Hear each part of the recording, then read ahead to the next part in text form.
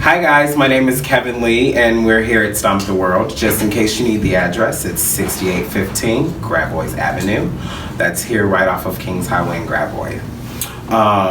A little bit about the situation, because I know a lot of people are probably like, okay, what is she doing sitting next to me? But I just want to tell my story and why I'm so passionate about Stomp the World, and a lot of that does come from her help. As a child, we create these educational experiences outside the classroom for children, and for me, I kind of was a child who grew up around the gang violence and drugs and everything, and I just want to show kids that success is not what we see on the TV and everything. It's basically what you define it as. And seriously, without this woman, I probably wouldn't feel successful. Could you introduce yourself and kind of tell some of the story? My name is Pam Warmbrook. I am also a realtor with Garcia Properties, but my passion has always been kids and giving back and serving others, because I believe that that's what we're all here for, is to serve others, and that's what Stomp the World is doing as well.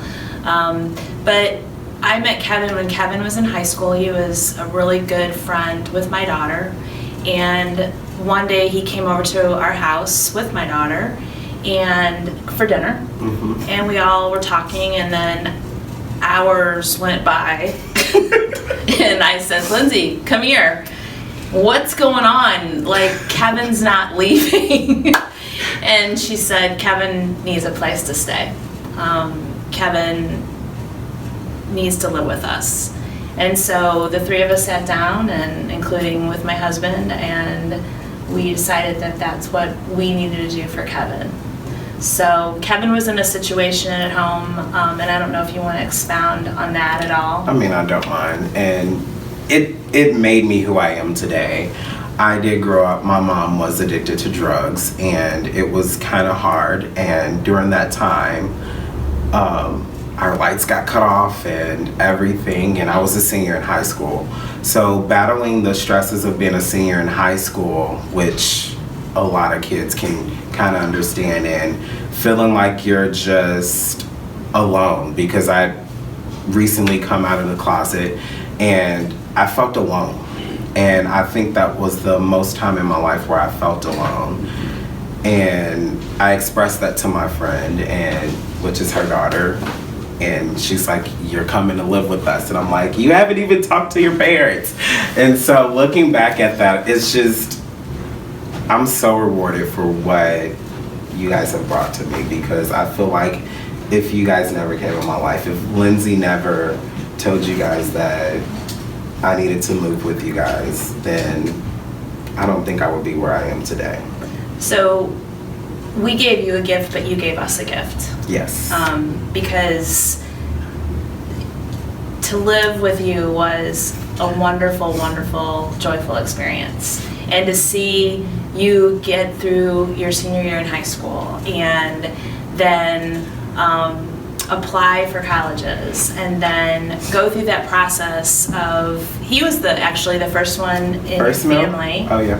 Right? First one to go to college. First one in his family to go to college.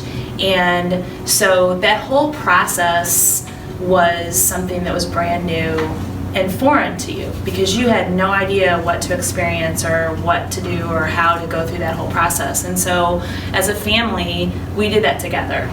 And I remember taking you down to see the university and check out the dorms and all those great experiences that we had. And so you have come so far and become such a wonderful man. I am so very proud of you. So you have given me a much greater gift than our family could have ever given you. Thank you. So I'm very proud of you. Thank you. I would definitely say, with living with you guys and being part of your family, it taught me a lot of things that my family didn't. I mean, I love my family to death. Let me just say that. I love my family to death. But having you guys as a family, it taught me a lot about responsibility. A lot of people probably thought that, oh, I had a great life because I lived with white people, but that's not the case. White people are hard, aren't they? I did not let him. I mean, he did his laundry. He cleaned up after him. He made his bed. Everything. He was not going to live in our house and not be one of our kids. I mean, it was not going to be that way, because in order to be successful in life, you have to prepare for life. And one day you are out on your own, but in order to be on your own and successful to be on your own, you have to practice those skills. And I made sure that those skills, those things were being done. And he got punished just like my white kids got punished. He got punished as well. I did. Like, I'll never forget when I really, really, really wanted to go to Virginia over summer break, and you guys like, how are you gonna get there? And I'm like, I don't get paid till this day. You're like, we'll purchase the tickets, but you have to pay us back. And it's just little things like that where I think kids think that money just grows on trees, and that we have these situations and our parents just make things happen, but they don't take in consideration that, hey, this amount of money I'm giving you, it comes out of my money, which provides for the whole household. And so it's like, you guys taught me that sense of responsibility. I'll never forget when I got my first credit card and you guys started getting stuff in the mail. You're like, have you not been paying this? And I'm like, no. And I'm like, well, guess what? You're gonna go into collections and that's gonna affect your credit. And it's just like things that you don't think about. Well, I think a lot of it is because you don't learn it. Right. You know, I mean, there's a lot of kids that were in your situation, are continuing to be in that situation, and it takes a village. It does. And we are all in this world to love each other and support each other, and so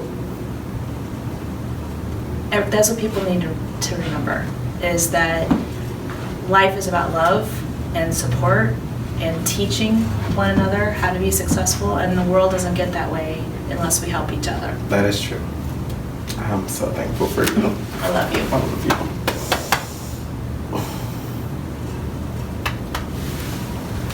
Cut. Yeah.